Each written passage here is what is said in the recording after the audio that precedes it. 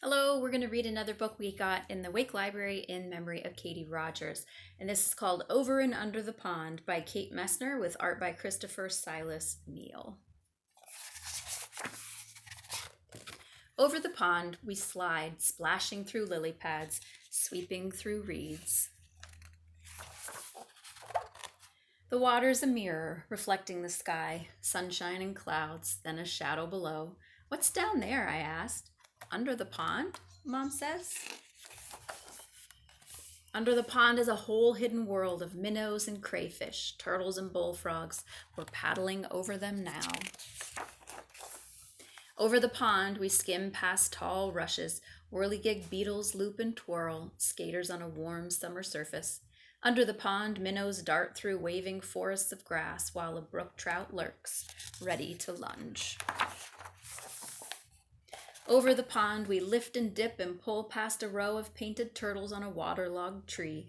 1, 2, 3, they slip off and away. Splash, gurgle, sploosh, under the pond.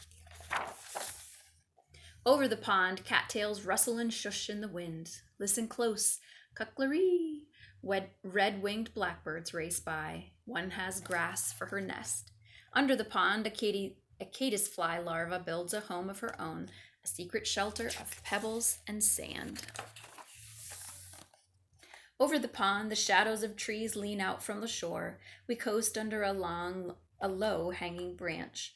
A moose looks up with a mouthful of water lilies. We've interrupted his lunch.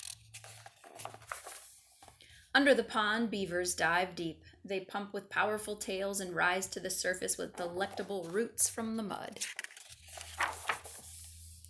Over the pond, the wind gives us a push and stirs the light dappled leaves on shore. There on a branch, a new goldfinch teeters, finally ready to fly. Under the pond, tadpoles are changing, learning to hop. They're losing tails, growing legs, growing up. Over the pond, there at the shore, tall and silent and still, a great blue heron stares down into the deep. It tenses, takes one long-legged step, and strikes. It catches a wiggling quicksilver minnow from where it was hiding under the pond. Over the pond we drift, heads tipped up to the sun.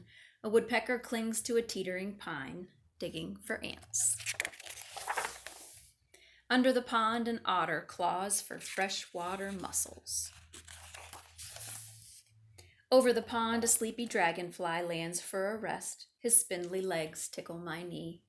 Under the pond, dragonfly larvae watch what swims by. They catch minnows in monster-fast jaws. Over the pond, the shadows stretch. Ospreys circle on quiet wings. Raccoons and mink stalk the shoreline for supper. Under the pond, with a flip of a tail, a crayfish disappears in the dark.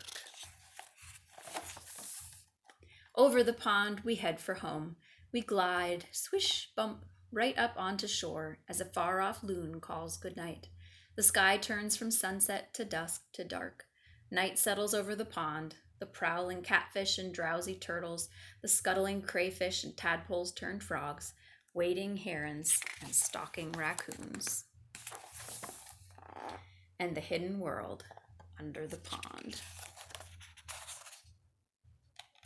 And this book has a lot of information about some of the creatures that we met over in Under the Pond, which is really great. So I thought this was a great representation of Katie's passion for teaching kids about the environment.